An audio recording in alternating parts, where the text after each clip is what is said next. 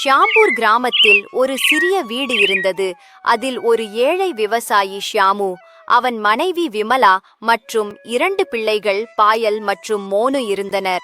தீபாவளி தயாரிப்புகள் பற்றி பேசிக் கொண்டிருந்தார்கள். அண்ணா, இந்த முறை நாம் எல்லோரும் நிறைய பட்டாசுகளை வெடிப்போம், நிறைய சுவையான இனிப்புகளையும் சாப்பிடுவோம். எவ்வளவு சந்தோஷமாக இருக்கும் தெரியுமா? ஆம், நீ சொல்வது சரிதான். நானும் ராக்கெட் பறக்க விடுவேன். எனக்கு ராக்கெட் பறக்க விடுவது மிகவும் பிடிக்கும். ஷியாமு இதையெல்லாம் கேட்டு மிகவும் வருத்தமடைந்து நம்பிக்கை இழந்து விமலாவிடம் சொல்கிறான்.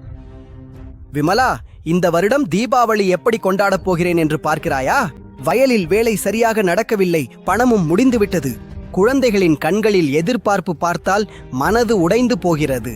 ஐயா, நீங்கள் கவலைப்பட வேண்டாம். கடவுள் கண்டிப்பாக ஏதாவது வழிகாட்டுவார்.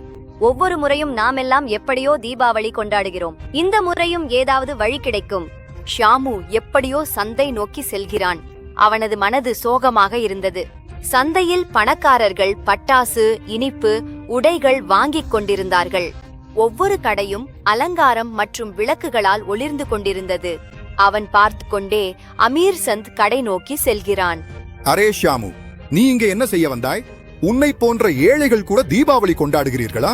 சேட்ஜி, ஏதாவது சிறிய வேலை இருந்தால் சொல்லுங்கள்.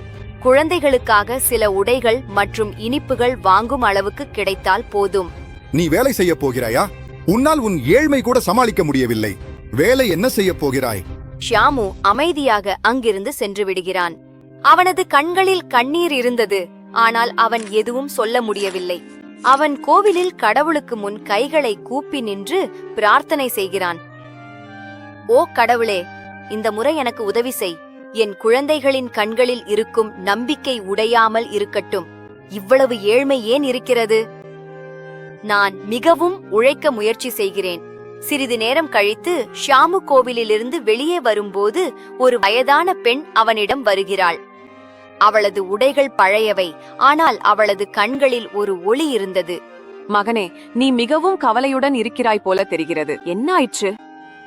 என்ன சொல்றது அம்மா? இந்த வருடம் தீபாவளி கொண்டாட எனக்கு எதுவும் இல்லை. குழந்தைகள் தீபாவளி கொண்டாடும் ஆசையில் இருக்கிறார்கள், ஆனால் நான் எதுவும் செய்ய முடியவில்லை.